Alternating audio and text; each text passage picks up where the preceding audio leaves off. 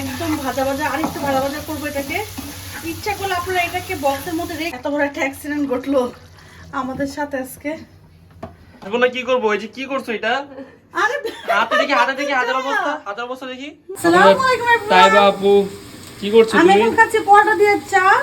এখানে বসে দিচ্ছি মুরগির মাংস কষাবো আজকে, আরিয়ানের জ্বর।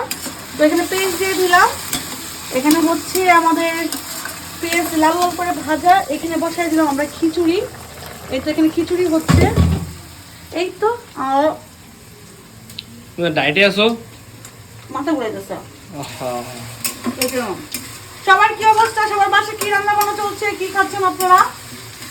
প্লিজ সবাই সাবস্ক্রাইব করবেন, পেজটা লাইক কমেন্ট করবেন, না হলে তো মনটা নষ্ট হয়ে যায় আমাদের। বলেন, লাইক কমেন্ট, তারপর হচ্ছে শেয়ার করবেন আর আমাদেরকে ফেমাস বানাবেন। তাহলে আমরা সুন্দর সুন্দর ভিডিও দিব আপনাদেরকে। হ্যাঁ, মাংস কষানো হয়, আমার মশলা কষানো হয়ে গেছে, তেল উঠে উঠে আসছে। এই যে তারপর আমি এখন দিয়ে দেবো এখানে মুরগির মাংস, আলু আর টমেটো দিলাম একটু টেস্টের জন্য। মুরগির মাংসের সাথে যদি আলু না দেয় কম্বিনেশনটা তো ভালো হয় না, এই জন্য মুরগির মাংস আলু দিলাম, কারণ আমার ছেলে পছন্দ করে অনেক।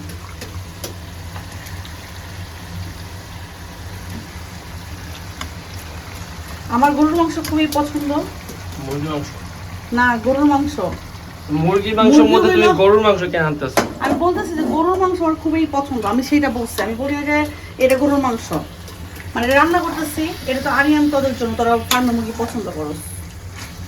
আমি ভালো করে কষায় টষে এটাকে একটু টমেটো দিয়ে দেখবেন, যারা মুরগির মাংস করেন, ফার্মের মুরগিটা করেন, একটা টমেটো বা 2টা টমেটো কেটে দিয়ে দেখবেন, অনেক মজা হয়, এবার টেস্ট হয় একটা। এটা অবশ্য আমার শ্বশুর বাড়িতে শিখছি আমি, টমেটো দেওয়া মুরগির মাংস। তো বিক্রমপুরের এরা দেয়, এই কাজটা করে। কষাবো এটাকে, বেশি করে মশলা ইউজ করছি এখানে আমি। আমার মুরগির মাংস কষানো হয়ে গেছে। আজকে আরেকটা জন্য একটা মুরগির কলিজা দিচ্ছি, আমার কলিজা খাই না, ফলাই দিই, দিলাম। কষানো হয়ে গেছে না? হ্যাঁ, পানি দিয়ে আর একটু ভালো দরকার না? না, সময় নেই আজকে আর। ও আচ্ছা, এই যে গলা গেছে আলু, দিয়ে দিব পানি এটার মধ্যে। আলু দেখি কি অবস্থা, আলু সিদ্ধ হয়ে গেছে মোটামুটি, গেছে একটু জল দিব। বিসমিল্লাহ। বেশি চুল দিব না, আবার একটা প্রবলেম হয় চুল না দিলে, ওই যে আলুটা টেনে নেয়। কি আলু টেনে নেয়, বুঝছ নাই? আচ্ছা, ঝালটা তো একটু বেশি দিচ্ছি। কালারটা কেমন আসছে? ভালোই, ভালো আসছে কালার। হ্যাঁ। একটু পানি আরেকটু লাগবে।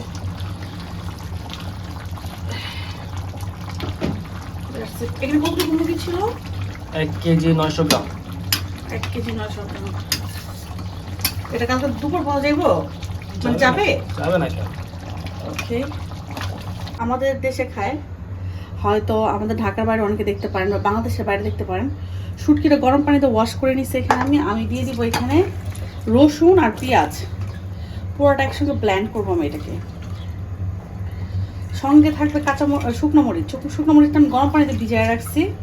এটা ব্লেন্ড করার পর আমি করব, এই যে একদম শুকনো মরিচটা গরম পানিতে ভিজিয়ে রাখছি, এটাকে ব্লেন্ড করার পর এটা করব।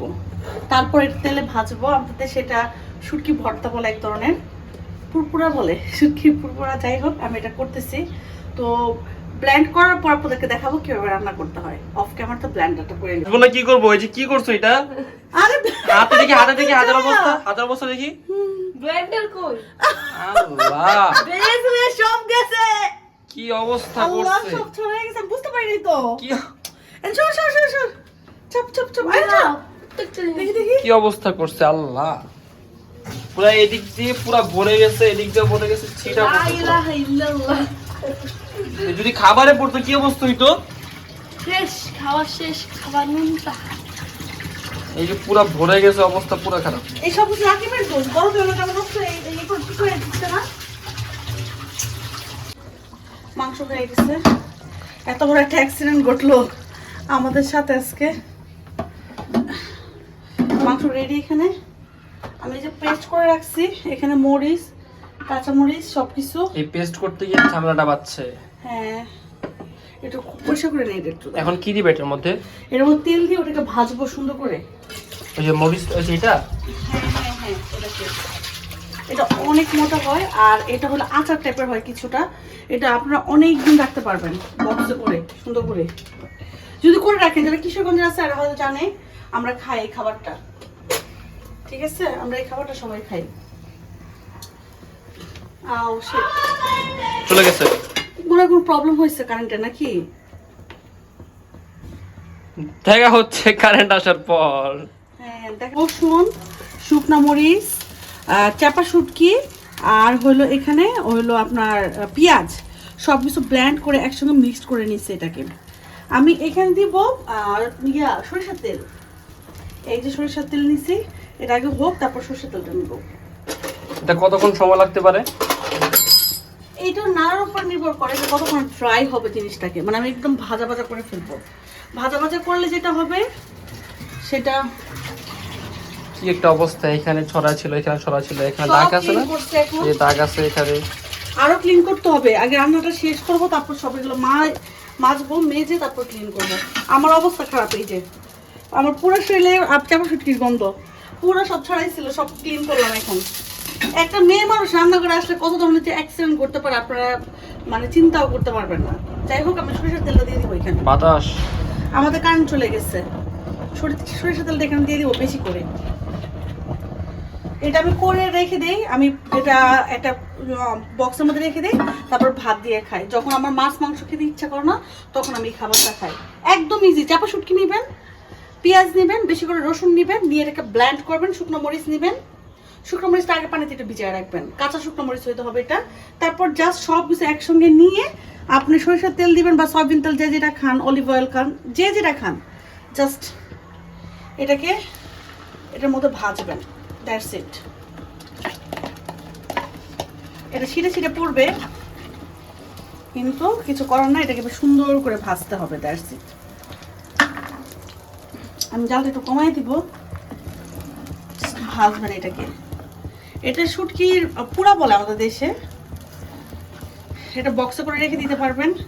এত সুন্দর ফ্লেভার গাইস, না বিশ্বাস করুন। অনেকেই আবার আমার আম্মা যেটা করে একটুখানি রসুন তারপর আবার লাস্টের দিকে একটু কেটে দিয়ে দেয়, তাহলে ফ্লেভারটা আর ভালো আসে। আমার আজকাল সময় নেই, বিকাল হয়ে গেছে, বিকজ আমার ছেলে এখনো নাস্তা খায়নি। ঠিক আছে, আমি এই যে একটা মানে আমার একটা দুর্ঘটনা ঘটছে, এটা করতে যে দেখো বাংলার শেষ নবাব নাস্তা খেয়ে ফেলছে, তোমার ছেলে এখনো নাস্তা খায়নি। হ্যাঁ রে, বাংলা শেষ নবাব। সেটাকে ভাজতে হবে কড়া করে। ওকে, আমি পুরোটা যখন করবো আপনাদের সাথে শেয়ার করবো হওয়ার পর। আমার হয়ে গেছে শুটকিটা একদম ভাজা ভাজা। আরেকটু ভাজা ভাজা করবো এটাকে।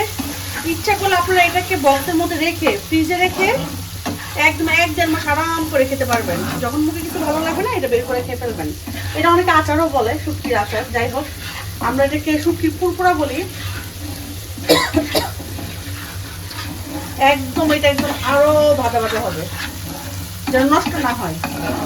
1 মাস আরামে একটা পটের মধ্যে রেখে দিবেন।